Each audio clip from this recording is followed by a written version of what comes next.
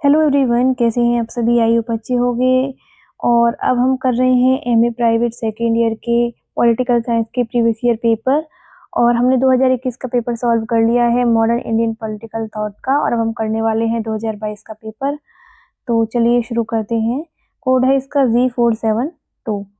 तो पहला क्वेश्चन है हमारा, डॉक्टर राजेंद्र प्रसाद ने राष्ट्रपति के रूप में कितने वर्ष तक देश की सेवा की थी? तो वो की थी 12 वर्ष तक। क्वेश्चन नंबर है 2, डॉक्टर राजेंद्र प्रसाद को सर्वोच्च नागरिक पुरस्कार भारत रत्न कब दिया गया था? तो वो दिया गया था 1962 में।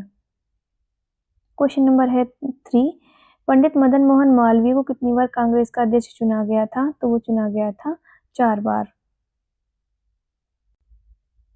क्वेश्चन नंबर है 4, डॉक्टर राजेंद्र प्रसाद के आचार्य कौन थे? तो वो डॉक्टर राजेंद्र प्रसाद किसके आचार्य थे? तो वो अंग्रेजी के आचार्य थे, यानी प्रोफेसर। क्वेश्चन नंबर है 5, डॉक्टर राजेंद्र प्रसाद निम्न में से किस वर्ष में कांग्रेस के अध्यक्ष नहीं थे? तो वो थे 1918 में कांग्रेस के अध्यक्ष नहीं थे वो doctor Rajendra Prasad ji. Question number है 6, निम्न में से कौन सी पुस्तक डॉक्टर राजेंद्र प्रसाद द्वारा नहीं लिखी गई है? तो वो है इंडिया एंड हर प्रॉब्लम, जो कि डॉक्टर राजेंद्र प्रसाद जी द्वारा नहीं लिखी गई है। क्वेश्चन नंबर है 7, डॉक्टर राजेंद्र प्रसाद ने 1920 में वकालत का पेशा क्यों छोड़ दिया था? तो वो छोड़ दिया था असहयोग आंदोलन में शामिल होने के लिए वकालत का पेशा छोड़ दिया था 1920 में। क्वेश्चन नंबर है 8, किसने कहा था कि एक देश में 2 विधान, 2 प्रधान और 2 निशान नहीं चलेंगे? तो ये बात कही थी श्यामा प्रसाद मुखर्जी ने। क्वेश्चन नंबर है 9, वर्ष 1923 में हिंदुत्व शब्द को किसने स्थापित किया? तो वो किया था वीर सावरकर ने हिंदुत्व शब्द को स्थापित किया था। क्वेश्चन नंबर है 10, सैन फ्रांसिस्को में वेदांत सोसाइटी की स्थापना किसने की थी? तो वो की थी स्वामी विवेकानंद जी ने। क्वेश्चन नंबर है 11, सुभाष चंद्र बोस द्वारा फॉरवर्ड ब्लॉक राजनीतिक दल की स्थापना कब की गई थी? तो फॉरवर्ड ब्लॉक राजनीतिक दल की स्थापना की गई थी 1939 में। ऑप्शन सी सही हो जाएगा। क्वेश्चन नंबर है 12, ज्योतिबा फुले कौन थे? तो वो थे एक समाज सुधारक। तो इनका जो है ऑप्शन सी, ऑप्शन बी सही हो जाएगा। क्वेश्चन नंबर है 13, ज्योतिबा फुले को निम्न में से किस उपाधि से जाना जाता है? तो वो जाना जाता है महात्मा, यानी महात्मा ज्योतिबा फुले के नाम से जाना जाता है इन्हें।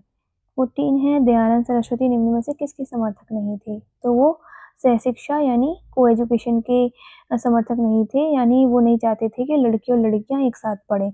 वो चाहते थे कि दोनों अलग अलग पढ़ें, एक साथ ना पढ़ें। क्वेश्चन नंबर है 15, सत्यशोधक समाज की स्थापना किसने की थी? तो वो की थी ज्योतिबा फुले ने। क्वेश्चन नंबर है 16, स्वामी दयानंद सरस्वती ने बंबई में आर्य समाज की स्थापना किस वर्ष की थी? तो वो की थी 1875 में। ऑप्शन डी से हो जाएगा। क्वेश्चन नंबर है 17, विवेकानंद का मूल नाम क्या था? तो इनका मूल नाम था नरेंद्रनाथ दत्त। क्वेश्चन नंबर है 18, स्वामी दयानंद के गुरु कौन थे? तो वो थे विरजानंद जी महाराज। क्वेश्चन नंबर है 19, विवेकानंद का जन्म कब हुआ था? तो इनका जन्म हुआ था 12 जनवरी 1863 में। क्वेश्चन नंबर है 20, अरविंद घोष ने अपने जीवन के अंतिम वर्ष कहाँ व्यतीत किए? तो इन्होंने व्यतीत किए थे पांडिचेरी में। क्वेश्चन नंबर है 21, बाल गंगाधर तिलक किसे कमजोर दिल का नेता कहते थे? तो वो गोपाल कृष्ण गोखले को बाल गंगाधर तिलक एक कमजोर दिल का नेता कहते थे। क्वेश्चन नंबर है 22, महिलाओं की शिक्षा दीक्षा के लिए ज्योतिबा फुले एवं उनकी पत्नी ने पहला गर्ल्स स्कूल कब खोला था? तो वो खोला था 1948 में। ऑप्शन सी हो जाएगा। क्वेश्चन नंबर है 23, दयानंद सरस्वती ने निम्न में से कौन सी पुस्तक लिखी है? तो वो लिखी है पहला सत्यार्थ प्रकाश, बी ऋग्वेदादि भाष्य। तो दोनों ठीक हैं, तो इनका हो जाएगा ऑप्शन डी, ए और बी दोनों सही है। क्वेश्चन नंबर है 24, अष्टोपनिषद के लेखक कौन है? तो इनके लेखक कोई भी नहीं है, तो उपयुक्त में से कोई नहीं, तो ये सारे गलत हैं। क्वेश्चन नंबर है 25, इनमें से कौन सी पुस्तक अरविंद घोष की नहीं है? तो वो है टूवर्ड टोटल रिवॉल्यूशन, यानी समग्र क्रांति की ओर। ये जो है अरविंद घोष की पुस्तक नहीं है। बाकी life divine, essays on Gita, human cycle, ये अरविंद घोष जी की पुस्तक है। क्वेश्चन नंबर है 26, राष्ट्रवाद को आध्यात्मिक राष्ट्रवाद किसने कहा था? तो वो कहा था अरविंद घोष जी ने। क्वेश्चन नंबर है 27, भारतीय राजनीतिक चिंतन को संपन्न बनाने के लिए अरविंद घोष ब्रिटेन की अपेक्षा किसकी ओर देखना श्रेष्ठ मानते थे? तो वो मानते थे फ्रांस की ओर देखना श्रेष्ठ मानते थे। क्वेश्चन नंबर है 28, सन्यासी का गीत कविता के रचयिता कौन है? तो वो है स्वामी विवेकानंद जी। क्वेश्चन नंबर है 29, गोपाल कृष्ण गोखले के अनुसार ब्रिटिश शासन से भारत को क्या लाभ था?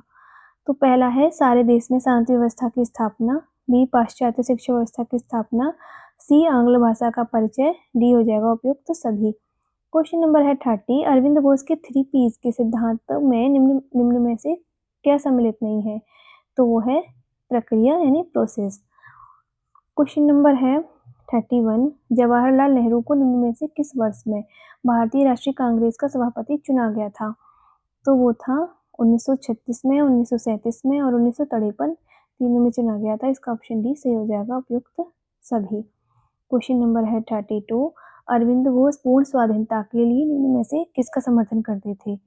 तो वो सक्रिय प्रतिरोध का, निष्क्रिय प्रतिरोध का और क्रांतीय हिंसा का समर्थन करते थे। तो इसका हो जाएगा ऑप्शन डी उपयुक्त सभी।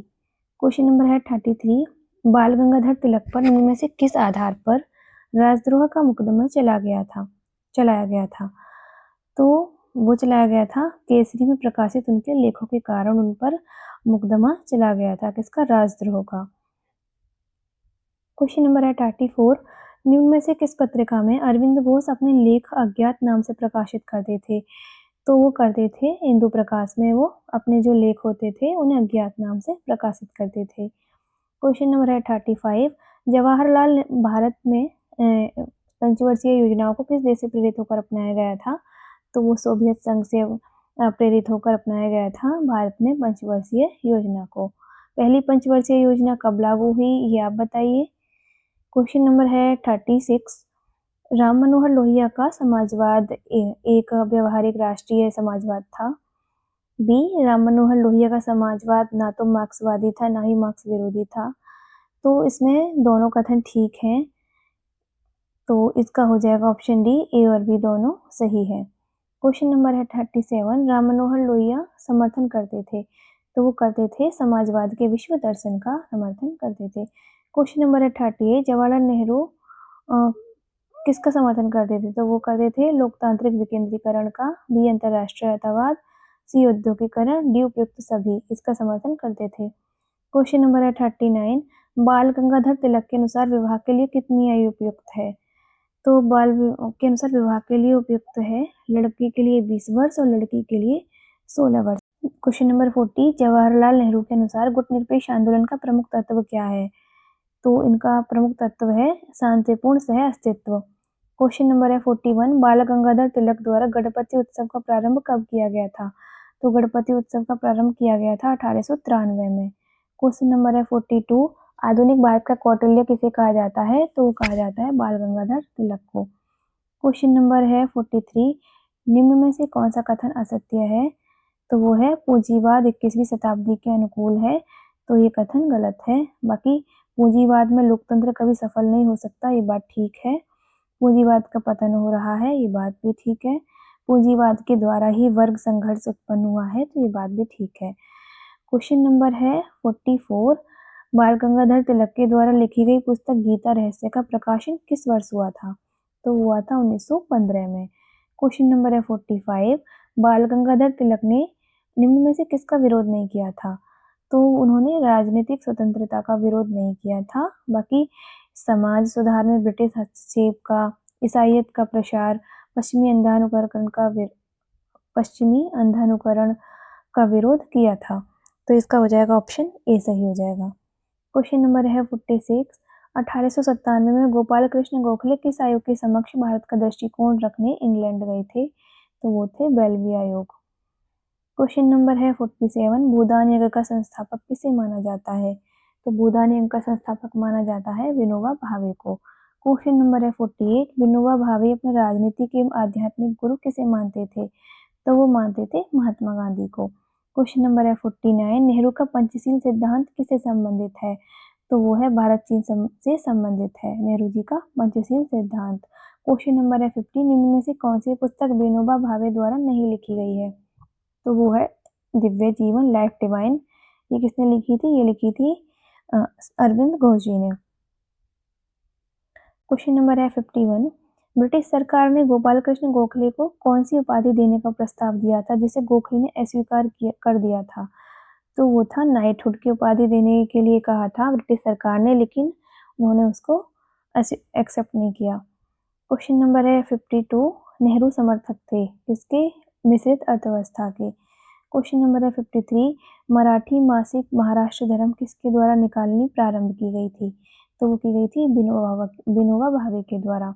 क्वेश्चन नंबर है 54, नेहरू के अनुसार भारत की औद्योगिक उन्नति के लिए निम्न में से क्या आवश्यक है? पहला है भारी इंजीनियरिंग एवं मशीन निर्माण उद्योग, बी वैज्ञानिक अनुसंधान संस्थाएं, सी विद्युत शक्ति। तो इसका हो जाएगा ऑप्शन डी उपयुक्त सभी। क्वेश्चन नंबर है 55, वर्ष 1958 में निम्न में से किसे रमन मैग्सेसे पुरस्कार दिया गया? तो वो थे विनोबा भावे। क्वेश्चन नंबर है 56, मई 1952 में विनोबा भावे ने किस राज्य में मेनग्रथ गांव को ग्रामदान के रूप में प्राप्त किया? तो वो था उत्तर प्रदेश। क्वेश्चन नंबर है 57, गोपाल कृष्ण गोखले पक्ष में थे किसके? ब्रिटिश साम्राज्य के अंतर्गत अधिराज्य के पक्ष में थे। क्वेश्चन नंबर है 58, निम्न में से कौन सा कार्यक्रम विनोबा भावे से संबंधित है? तो वो है शांति सेना, बी संपत्ति दान, सी श्रमदान। तो इसका हो जाएगा ऑप्शन डी उपरोक्त तो सभी। क्वेश्चन नंबर है 59, विनोबा भावे का सर्वोदय पात्र कार्यक्रम किससे संबंधित है? बी इसका पात्र जिसमें प्रत्येक घर से एक मुट्ठी अनाज डाला जाता था। क्वेश्चन नंबर है 60, मांडली जेल में बाल गंगाधर तिलक ने कौन सी पुस्तक लिखी थी? तो वो लिखी थी गीता रहस्य। क्वेश्चन नंबर है 61, स्वामी विवेकानंद का जन्मदिन किस रूप में मनाया जाता है? तो वो युवा दिवस के रूप में मनाया जाता है स्वामी विवेकानंद जी का जन्मदिन। क्वेश्चन नंबर है 62, विनोबा भावे ने भूदान आंदोलन के लिए कितने वर्ष तक पैदल यात्रा की थी? तो भूदान आंदोलन के लिए इन्होंने 13 वर्ष तक पैदल यात्रा की थी। क्वेश्चन नंबर है 63, राम मनोहर लोहिया राज्य के समर्थक थे? तो वो 4 स्तंभ वाले राज्य के समर्थक थे। कौन? राम मनोहर लोहिया जी। क्वेश्चन नंबर है 64, विनोबा भावे ने गीता का अनुवाद किस भाषा में किया था? तो उन्होंने मराठी भाषा में गीता का अनुवाद किया था। क्वेश्चन नंबर है 65, निम्न में से कौन सी पुस्तक जयप्रकाश नारायण की नहीं है? तो वो है इंडिया इन ट्रांजिशन, ये जयप्रकाश नारायण जी की पुस्तक नहीं है। क्वेश्चन नंबर है 66, खादी एवं ग्रामोद्योगों को पुनर्जीवित करने के लिए उत्तर प्रदेश में गांधी आश्रम की स्थापना किसने की थी? तो गांधी आश्रम की स्थापना की थी आचार्य JB कृपलानी ने। क्वेश्चन नंबर है 67, 1912 में गोपाल कृष्ण गोखले किसके निमंत्रण पर दक्षिण अफ्रीका गए थे? तो वो गए थे महात्मा गांधी के निमंत्रण पर दक्षिण अफ्रीका गए थे। क्वेश्चन नंबर है 68, 1947 में देश की आज़ादी के समय भारतीय राष्ट्रीय कांग्रेस का अध्यक्ष कौन था? तो वो थे आचार्य JB कृपलानी, भारतीय राष्ट्रीय कांग्रेस के अध्यक्ष थे 1947 में। क्वेश्चन नंबर है 69, गोखले के विषय में निम्न में से क्या सत्य नहीं है? तो गोखले असंवैधानिक साधनों में विश्वास रखते थे, ये बात ठीक नहीं है। बाकी गोखले उदारवाद में विश्वास रखते थे, ये बात ठीक है। गोखले औद्योगिक उन्नति में विश्वास रखते थे, बात भी ठीक है।